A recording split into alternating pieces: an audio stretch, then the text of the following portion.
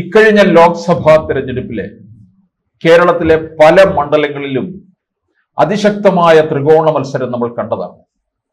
BJP A class മണ്ഡലങ്ങളായി പ്രഖ്യാപിക്കുന്ന ഇടങ്ങളൊക്കെ തന്നെ അതിശക്തമായ ത്രികോണ മത്സരമാണ്.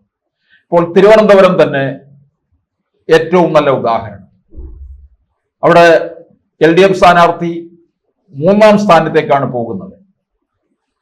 തിരുവനന്തപുരത്തായാലും കൊല്ലം, അതുപോലെ ആലപ്പുഴ, തൃശൂർ എന്നീ ജില്ലകളിലൊക്കെ തന്നെ അതിശക്തമായ ത്രികോണ മത്സരമാണ് നടക്കുക. ഈ ത്രികോണ മത്സരം ഉണ്ടാകുമ്പോൾ അതിലൂടെ നേട്ടം CPM-ന് കൊയ്യാമെന്നൊക്കെ വ്യാമോഹിക്കുന്നുണ്ട്. പിണറായി വിജയൻ അങ്ങനെ ചില തന്ത്രങ്ങൾ കൂടി ഇപ്പോൾ മെനയുകയാണ്. അതായത് ഇപ്പോൾ ന്യൂനപക്ഷ വോട്ടുകളൊക്കെ തന്നെ മാറിപ്പോയി. CPM-ൽ നിന്ന് മുസ്ലിം സമുദായത്തിന്റെ വോട്ടുകളൊന്നും തന്നെ ലഭിക്കുകയില്ല. അതൊക്കെ UDF-നോടൊപ്പം നിൽക്കുകയാണ്. മുസ്ലിം സമുദായത്തിൽ തന്നെ തീവ്ര സ്വഭാവത്തോടു കൂടിയ ജമായത്തെ ഇസ്ലാമി ആയാലും വെൽഫെയർ പാർട്ടി ആയാലും SDPI ഇവരൊക്കെ തന്നെ ലീഗിന്റെ കുടക്കീഴിൽ വന്ന് നിൽക്കുകയാണ്. അപ്പോൾ ഇതെല്ലാം UDF-ലേക്ക് പോകുന്ന വോട്ടുകൾ മാത്രമാണ്. ഹൈന്ദവ വോട്ടുകളൊക്കെ തന്നെ BJP-യിലേക്ക് പോയി എന്ന് CPM കരുതുന്നുണ്ട്. അതുപോലെ കോൺഗ്രസിലേക്കും പോയി എന്ന്. ഇക്കഴിഞ്ഞ ലോക്സഭാ തെരഞ്ഞെടുപ്പിൽ BJP ഹൈന്ദവ വോട്ടുകൾ നന്നായി, പ്രത്യേകിച്ച് ഈഴവ വോട്ടുകൾ നേടി എന്ന് CPM തന്നെ വിലയിരുത്തിയിട്ടുള്ളതാണ്. പാർട്ടി കേന്ദ്രങ്ങളിൽ പോലും കടന്നുകയറ്റം ഉണ്ടായി എന്ന് പറയുന്നുണ്ട്. അപ്പോൾ തീർച്ചയായിട്ടും ഇതൊക്കെ എങ്ങനെ തിരിച്ചു കൊണ്ടുവരാം എന്നുള്ളതാണ് നോക്കുന്നത്. തിരിച്ചു കൊണ്ടുവരാൻ ശ്രമിക്കുമ്പോൾ പോലും വീണ്ടും ശബരിമല CPM-ന് തീ കൊളുത്തി കൊടുക്കുകയാണ് ചെയ്യുന്നത്. ശബരിമല യുവതീ പ്രവേശത്തോടുകൂടിയാണ് നിരവധി ഹൈന്ദവ വോട്ടുകൾ BJP-യിലേക്ക് പോയത്, അല്ലെങ്കിൽ കോൺഗ്രസിലേക്ക് പോയത്. അങ്ങനെ പമ്പാ സംഗമം, അയ്യപ്പ സംഗമം നടത്തി പ്രായച്ചിത്തത്തോടുകൂടി തിരികെ വരാമെന്ന് വിചാരിച്ചപ്പോൾ അത് അതിലും വലിയ തിരിച്ചടി ഉണ്ടാക്കി കൊടുത്തിരിക്കുകയാണ്. അതിലൂടെ ശബരിമലയിലെ പകൽക്കൊള്ളയുടെ ചുരുൾ അഴിഞ്ഞിരിക്കുകയാണ്. അത് വീണ്ടും CPM-ന് വിനയായി തീർന്നിരിക്കുകയാണ്. ഈ അവസരത്തിൽ പിണറായി ആലോചിക്കുന്ന മറ്റൊരു കാര്യം, അതായത് ഈ തെക്കൻ കേരളത്തിലും മധ്യ കേരളത്തിലുമായിട്ട്, അതായത് തിരുവനന്തപുരം, കൊല്ലം, ആലപ്പുഴ, പത്തനംതിട്ട എന്നീ 4 ജില്ലകളില് 50-ലധികം മണ്ഡലങ്ങളില് ത്രികോണ മത്സരം ഉറപ്പാക്കുക എന്നുള്ളതാണ്. അപ്പോൾ ഈ 50-ലധികം മണ്ഡലങ്ങളിൽ ത്രികോണ മത്സരം ഉറപ്പാക്കി കഴിഞ്ഞാൽ, അതായത് LDF, UDF, NDA, ആ ത്രികോണ മത്സരം വന്നാൽ CPM-ന് നേട്ടം കൊയ്യാം എന്നവർ കരുതുന്നുണ്ട്. ഏത് തരത്തിൽ എന്ന് ചോദിച്ചാൽ, BJP-യിലേക്കും കോൺഗ്രസിലേക്കും വഴിമാറുന്ന ഹൈന്ദവ വോട്ടുകളിൽ ഒരു വിഭാഗത്തെ CPM-ലേക്ക് തിരിച്ചാൽ വലിയ തെരഞ്ഞെടുപ്പ് നേട്ടം പാർട്ടിക്ക് ഉണ്ടാക്കാൻ കഴിയും എന്ന് മനസ്സിലാക്കുന്നുണ്ട്. അങ്ങനെ വന്നു കഴിയുമ്പോൾ ഈ 4 ജില്ലകളിൽ നിന്നുമായി 20 സീറ്റുകൾ കോൺഗ്രസ് പിടിച്ചാൽ മാത്രമേ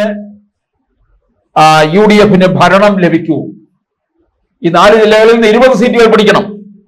ആ സാധ്യതയെ അട്ടിമറിക്കാനാണ് പിണറായി വിജയൻ NSS-നെ രംഗത്തിറക്കിയിരിക്കുന്നത്.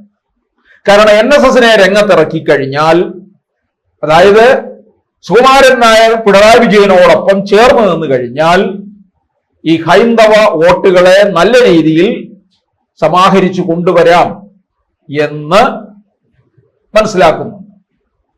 അപ്പോൾ അത് തീർച്ചയായിട്ടും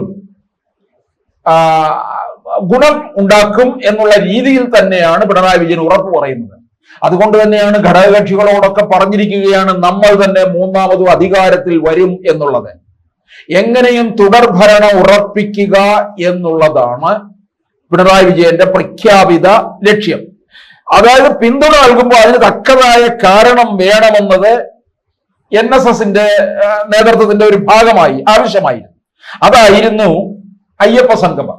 ഇപ്പൊ ഗണേഷ് കുമാർ, മന്ത്രി വാസവൻ തുടങ്ങിയവരിൽ ഇതിനിടയിൽ പലതവണ സുകുമാരൻ നായരെ കണ്ട് ചർച്ച നടത്തിയിരുന്നു. ഗണേഷ് കുമാർ ഇതിന്റെ ഒരു പാലം തന്നെയായിരുന്നു. ഗണേഷ് കുമാർ NSSന്റെ ഡയറക്ടർ ബോർഡിലുള്ള ആൾ തന്നെയാണ്.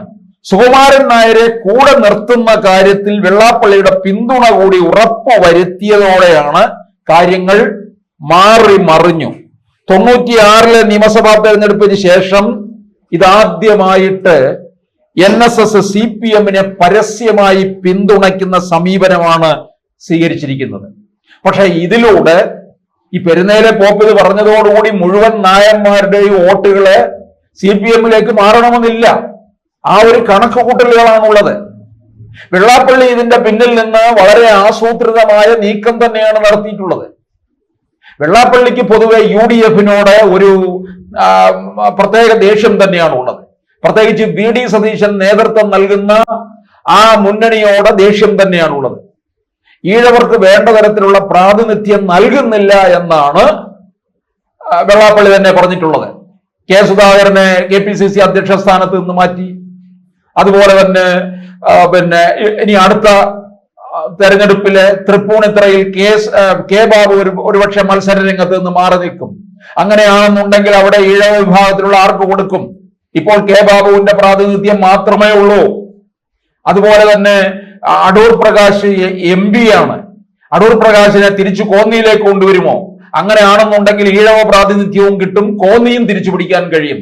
പക്ഷേ ഈഴവർക്ക് വേണ്ട തരത്തിലുള്ള പ്രാതിനിധ്യം കൊടുക്കാതിരിക്കുന്ന UDF-നോട് വെള്ളാപ്പള്ളി അതിശക്തമായ ഭാഷയിൽ തന്നെയാണ് നേരിടുന്നത്.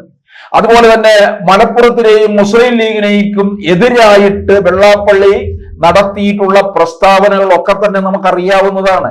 അതൊക്കെ ഇങ്ങനെയുള്ള ചില നീക്കങ്ങൾ മുന്നിൽ കണ്ടുകൊണ്ട് തന്നെയാണ്. അപ്പൊ NSS പിന്തുണ ഉറപ്പാക്കുന്ന കാര്യത്തിൽ എന്ത് നീക്കങ്ങൾക്കും സഹായങ്ങൾക്കും വെള്ളാപ്പള്ളി നടേശൻ ഒരുക്കമായിരുന്നു. അപ്പോൾ വരുന്ന നിയമസഭാ തെരഞ്ഞെടുപ്പിൽ കോൺഗ്രസിനെ UDF-നെ സംബന്ധിച്ചിടത്തോളം വിധി നിർണായകമായിട്ടുള്ളതാണ്. കാരണം UDF നിലനിൽക്കണമെന്നുണ്ടെങ്കിൽ കോൺഗ്രസ് ഏതെങ്കിലും തരത്തില് നയിക്കുന്ന മുന്നണി അധികാരത്തിൽ വരണം. ആ അധികാരത്തിൽ എത്തിയില്ല എന്നുണ്ടെങ്കിൽ അത് മുന്നണിക്ക് വലിയ നാശത്തിലേക്ക് പോകാൻ ഇടയാക്കുകയും ചെയ്യും. കോൺഗ്രസ് പാർട്ടി തന്നെ ഇല്ലാതാകും. ഘടകകക്ഷികളൊക്കെ തന്നെ മറ്റ് 2 മുന്നണികളിലേക്ക് പോകാനുള്ള സാധ്യത പോലുമാണ് കാണുന്നത്. അപ്പോൾ വെള്ളാപ്പള്ളി ഇത്തരത്തിൽ പല കാര്യങ്ങൾക്കായിട്ട് നീക്കം നടത്തുകയും ആ പ്രയത്നം നടത്തുകയും ഒക്കെ ചെയ്തത് വിജയിപ്പിക്കാം എന്നുള്ള കണക്ക് കൂട്ടലാണ് നടത്തിക്കൊണ്ടിരിക്കുന്നത്. അപ്പൊ പിണറായി വിജയൻ ഇത് അവസാനത്തെ ഒരു തന്ത്രമാണ് ഈ നടത്തുന്നത്. അയ്യപ്പ സംഗമത്തിന്റെ പിന്നിൽ ഇത്തരത്തിലുള്ള കാര്യങ്ങളാണ് ഉണ്ടായിരുന്നത്. ഈ 2 സാമുദായിക സംഘടനകളുടെയും മുതലാളിമാരെ അപ്പുറവും ഇപ്പുറവും നിർത്തുക, പിണറായിക്ക് അപ്പുറവും ഇപ്പുറവും നിർത്തിക്കൊണ്ട് ഈ ഹൈന്ദവ വോട്ടുകൾ മുഴുവൻ ഇങ്ങനെ കൊണ്ടുവരിക. ഞാൻ അയ്യപ്പനെ ശബരിമലയിൽ അയ്യപ്പ വിശ്വാസികൾക്ക് വേണ്ടി എല്ലാം ചെയ്തു തരുന്ന ആളാണ് എന്നൊക്കെ പറഞ്ഞുകൊണ്ടാണല്ലോ, അയ്യപ്പ കീർത്തനവും ആലപിച്ചുകൊണ്ടാണല്ലോ പിണറായി വിജയൻ പമ്പയിൽ വെച്ച അയ്യപ്പ സംഗമത്തിലെ അയ്യപ്പ വിഗ്രഹം ഏറ്റുവാങ്ങിയത്. അതോടുകൂടി പല കാര്യങ്ങളും പിന്നീട് ശബരിമലയിൽ നടന്ന കൊള്ള മുഴുവൻ പുറത്തേക്ക് വന്നു. ആ നടന്ന കൊള്ള മുഴുവൻ പുറത്തേക്ക് വന്നു കഴിഞ്ഞപ്പോൾ CPM-ന് ഇത് വീണ്ടും തിരിച്ചടി ഉണ്ടാകുന്നു. ഹൈന്ദവർ മുഴുവൻ CPM-നെതിരെ പോകുകയാണ്, ഇപ്പോൾ നിൽക്കുകയാണ്. ലക്ഷോപലക്ഷം ഭക്തജനങ്ങളുടെ ആശ്രയമായിട്ടുള്ള ശബരിമലയിൽ പകൽക്കൊള്ള നടത്തിയ പാർട്ടിക്കെതിരെ ഹൈന്ദവർ രംഗത്ത് വന്നിരിക്കുന്നു എന്നുള്ളതാണ്. ഇനിയിപ്പോൾ നായന്മാരോ ഈഴവരോ ഒന്നും തന്നെ സാമുദായിക സംഘടനാ നേതാക്കന്മാർ മുറുകെ പിടിച്ചിട്ടൊന്നും കാര്യമില്ല. അവർ മാത്രമേ പിണറായി വിജയനോടൊപ്പം കാണുകയുള്ളൂ, അല്ലാതെ ഒരു നേട്ടവും ഉണ്ടാക്കാൻ കഴിയില്ല എന്നാണ് മനസ്സിലാക്കാൻ കഴിയുന്നത്. കാരണം ഈ പ്രായശ്ചിത്ത ചടങ്ങിലൂടെ പല കള്ളികളും പുറത്തു വന്നിരിക്കുന്നു. ഇത് പിണറായിക്ക്